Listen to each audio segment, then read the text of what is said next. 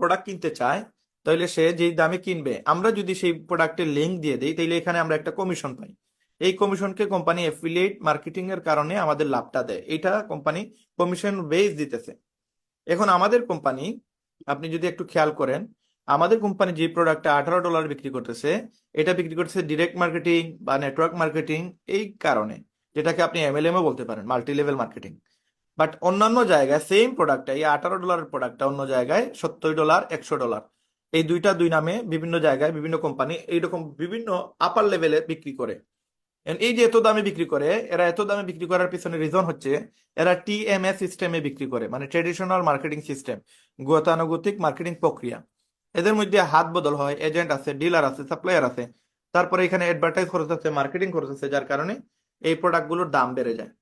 আর আমাদের কোম্পানি এখানে কোনো ধরনের, আপনি